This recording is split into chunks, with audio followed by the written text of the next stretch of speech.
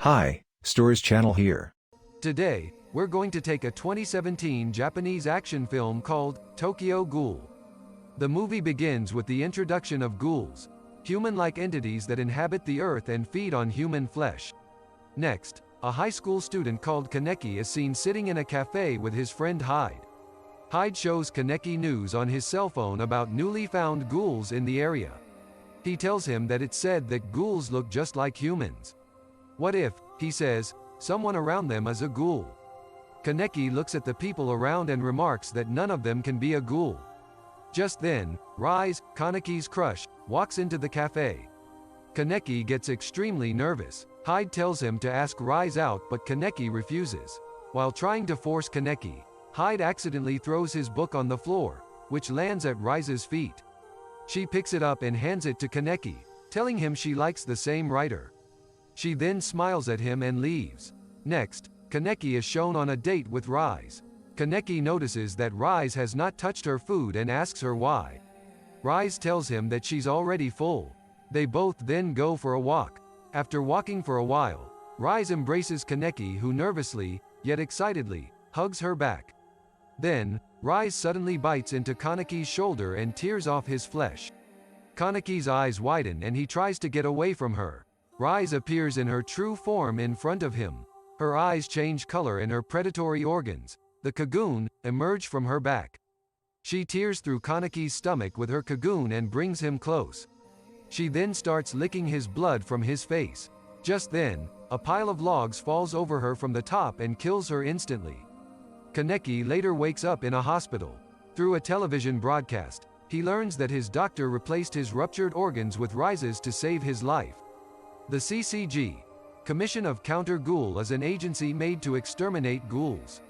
Two ghoul investigators from the agency, called Suzuya and Amon, are seen near a ghoul's corpse.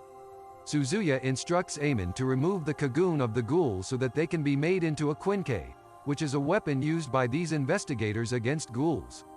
Suzuya finds a ring on the corpse's finger and takes it with him. They both are then seen in an agency meeting, where Amon explains that the ghoul they just killed, Fueguchi, had a ring in his finger which was made in pairs. He thus concludes that Fueguchi has a wife whom they need to hunt down immediately. The clue which may lead them to her, he says, is a fiber of cloth that was found on Fueguchi's shirt. When Kaneki goes to school the next day, Hyde treats him to a meal. Kaneki stares at the food in nervousness as Hyde starts gobbling it up. Hyde notices that Kaneki hasn't started and tells him to eat. Kaneki hesitantly takes a bite, but as soon as he downs it, he throws it up. A man in a TV show explains that ghouls cannot eat human food as it is acrid to them. They might down a few bites amidst other humans, but it makes them want to vomit. Kaneki is then seen sitting in front of his refrigerator with numerous food items scattered around him on the floor. He tries all the food in an attempt to find something that appeals to his appetite, but as soon as he takes a bite, he immediately throws it up. After this, Kaneki goes out for a walk. Every time he sees skin, his mind goes crazy with hunger. The smell of something delicious attracts him to a dark alley. He goes there to find a ghoul eating human flesh. The ghoul offers Kaneki the flesh after realizing that he's hungry. Though Kaneki is drooling from the aroma, he refuses to eat it. A man called Nishio then appears out of nowhere and knocks the ghoul down. He angrily declares that they're both on his property. He then attacks Kaneki, but another ghoul, called Tuka, appears and saves Kaneki. She tells the man that the grounds are the property of Anteku, a ghouls group, and scares him away. She then takes a bite out of a human arm and offers it to Kaneki. Kaneki stares at her, horrified, and refuses to eat it. At the CCG, the investigators have managed to trace the fiber. They then decide to go to the shops where they're sold to gather more information. Kaneki later approaches Tuka and begs her to feed him. Tuka pieces together that he was human first and rudely refuses to help him. An old man called Yoshimura then walks out of the cafe and tells Tuka that it is Anteku policy to help other ghouls in need. The man then takes Kaneki inside and gives him coffee, which he surprisingly loves. Yoshimura tells him that coffee helps ghouls quell their hunger, but he'll soon need something to eat. He then offers him a packet containing human flesh, but Kaneki refuses it. Seeing his resistance, Yoshimura tells him that the agony of a ghoul's hunger is incomparable to humans. Unable to fight his hunger later, Kaneki decides to eat the meat. However, Hyde appears at his door just then and leaves him a note, asking a favor in university. After his human friend's visit, Kaneki realizes what he was about to do and throws the meat in the trash. Eamon appears at the shop which the fiber was bought from and asks the owner to bring him the CCTV footage. Kaneki goes to school the next day, wearing an eye patch over his ghoulish eye. Hyde tells Kaneki that he needs help with some work he's doing under a senior. He then takes him to meet the senior, who, to Kaneki's astonishment, is Nishio. Nishio acts natural for a while, but after a brief conversation, he knocks Hyde out by banging his head on a bench. When Kaneki tries to stop Nishio from eating Hyde, Nishio beats him up. He then again nears Hyde to kill him. Seeing his friend in Nishio's grasp infuriates Kaneki and his Kagoon emerge from his back. Enraged, he beats Nishio up to the point where Nishio starts apologizing and begs him to let him go. Kaneki releases him and holds Hyde in his arms. However, his hunger blinds him and he starts licking up Hyde's blood. Tuka and Yomo arrive at the spot and their eyes turn ghoulish as the scene abruptly switches. In the next scene, we're shown Kaneki waking up at the Anteiku Cafe. Yoshimura tells him that Hyde is alive and is getting treated at a hospital. He then tells him to start working at Anteiku so that he can learn more about the ghouls' world. The CCG investigators learn through the store footage that the dresses were bought by 5 women wearing a ring. One of the women bought a much smaller dress. They thus realize, if she turns out to be the ghoul, they will have to hunt down her ghoul child as well. While working at Anteiku, Kaneki meets Ryoko and Hinami, the wife and child of the recently killed ghoul Fueguchi. Kaneki notices that Hinami also reads the books of his favorite author, but when he points it out, the timid Hinami goes away. Ryoko explains that her daughter is very shy and does not socialize much. After they leave, Kaneki remarks that he can't believe they're ghouls. The ghoul working with him tells him that it's hard to believe, but each and every person in the cafe is actually a ghoul. These are the same people Kaneki had so confidently declared humans while sitting with Hyde in the beginning. Yomo later takes Kaneki to a secluded place where people come to commit suicide. He grabs the body of a suicide victim from the grass as he explains that most ghouls, like the Fueguchis, are too innocent and refuse to kill. Thus to live, they feed on the newly deceased. One of Toka's human friends, Yoriko, brings her a delicacy that she especially made for her. Tuka eats the food with Yoriko happily, repeatedly praising her for her extraordinary cooking skills. Kaneki thinks this might be another food item the ghouls are able to eat and asks Tuka if he can have some, but Tuka rudely refuses to give him any. Later, Kaneki listens at the door as Tuka struggles in the bathroom to resist throwing up the food presented to her with so much love. Later that day, Yoshimura tells Ryoko and Hinami that ghoul investigators are trying to hunt them down. He tells them not to leave the Anteiku Cafe until they can find them a new home. Kaneki asks if there's anything he can do to help Ryoko and Hinami, since he knows they are peaceful ghouls who do not kill for food. Seeing his eagerness, Tuka takes him to Yuta, a mask maker, to get him a custom mask he can wear to hide his identity while facing the ghoul investigators. The ghoul investigators learn through CCTV footage that the day Fueguchi was killed in Ward 20, Ryoko was nearby.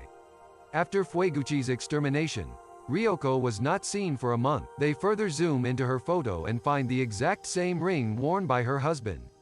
This confirms their suspicions that Ryoko is indeed a ghoul. Later that night, Hinami approaches Kaneki and asks him to read one of their favorite author's books to her. Kaneki reads to her and they both end up becoming friends.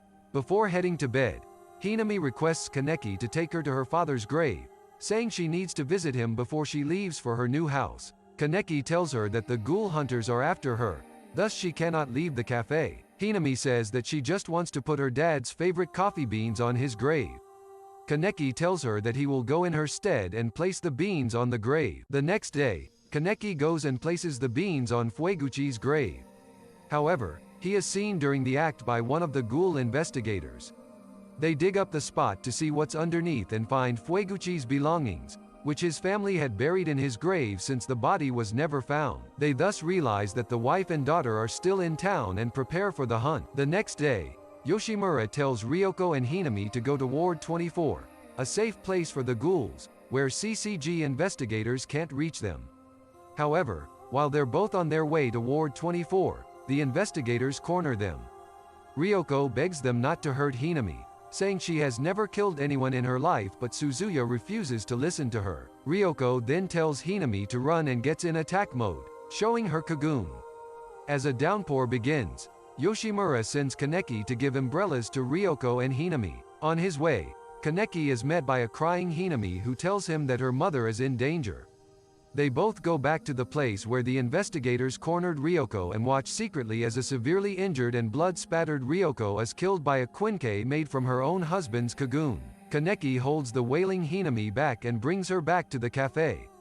Tuka is infuriated after hearing about Ryoko's death and asks Yoshimura to keep Hinami at the cafe, saying she'll protect her. Yomo tries to stop her, saying she cannot take the investigators on her own, but Yoshimura tells him to let her go. While Eamon and another investigator are walking out of a restaurant, a masked Tuka attacks them. She kills Kusaba and badly injures Eamon.